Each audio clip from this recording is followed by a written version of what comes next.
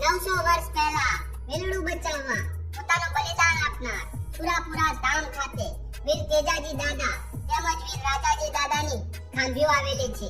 સુરાપુરા દાદા મંદિર ખાતે નાત જાતના ભેદભાવ વગર રાજ્યના ખૂણે ખૂણેથી આવી લોકો દર્શનનો લાવો રહ્યા છે. દર્શનથી દર્શનાર્થીઓનું દુઃખ દૂર થઈ જાય છે. આજે જેના ઇતિહાસ અને વર્તમાન વિશે વાત કરવા જઈ રહ્યા છીએ ત્યારે તેમના ઇતિહાસમાં ડોક્યુ કરતા પહેલા થોડી માહિતી જરૂરી છે.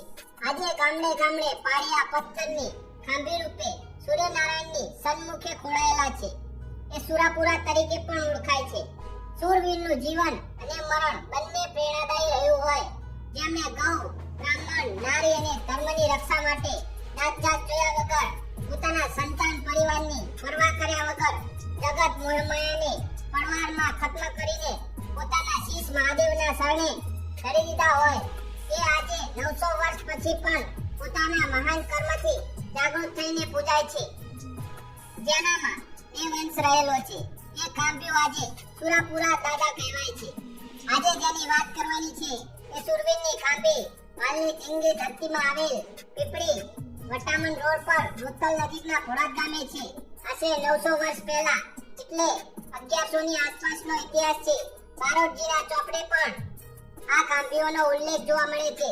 રાજસ્થાનથી નીકળીને ફરતા ફરતા હાલના ઘોડાદથી 5 કિલોમીટરના અંતરે આવેલ બેટડિયા પાણ નામના સ્થળે સ્થાયી થયેલા આજે ત્યાં ટેકરા પર સૂર્યનારાયણનું મંદિર અને મંદિર આગળ વીર રાજાજી અને વીર તેજાજી દાદાની ખાંભી છે.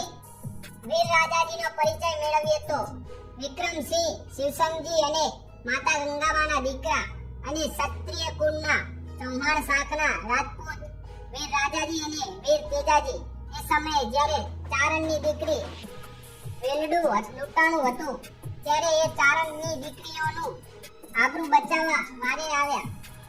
ને 17 ને વિંધ્યા.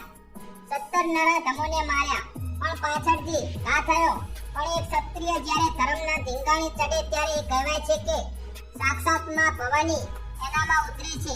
આમ સુરવીર કહેવા પછી પણ લડત રહ્યા, પરંતુ છેલ્લે કોઈ વિધર્મી દ્વારા મદિરાના છાંટણા નાખવામાં આવ્યા અને માત્ર 27 વર્ષની નાની ઉંમરે પોતાના સંતાનોને દોઢિયામાં મૂકીને પોતાના પ્રાણની આહુતિ આપી પરમાર્થના કામે પોતે જીવી ગયા. એ સુરવીરની વાત છે.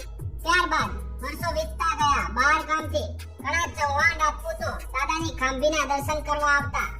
એ સમયે ખાંભી ઘોડાદ લોથલ રોડ પર હતી, પરંતુ જ્યારે ઘોડાદના ચૌહાણને દાદાએ પ્રમાણ પૂર્યા ત્યારે દાદાને વ્યવસ્થિત જગ્યાએ સ્થાપિત કરવાનો નિર્ણય કરાયો અને વિક્રમ સંવત 2072 ચૈત્ર સુદ પૂનમ તારીખ 22/4/2016 ને શુક્રવાર હનુમાન જયંતીના રોજ પુનઃ પ્રાણ પ્રતિષ્ઠા કરીને ઘોડાદ નાની બોરુ રોડ પર સ્થાપના કરવામાં આવી.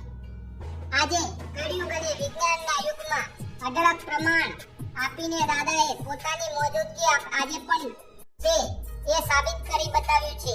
અને આજે પણ ગુજરાતના ખૂણે ખૂણેથી 18 વર્ણના લોકો દર્શને આવે છે. અને આજે પણ દાદા કોઈનું કાંઈ પણ લીધા વગર અને કોઈ પણ વ્યવહાર કર્યા વગર નિસ્વાર્થપણે દાદા બાપુને નિમિત્ત બનાવીને લોક કલ્યાણનું કાર્ય કરી રહ્યા છે.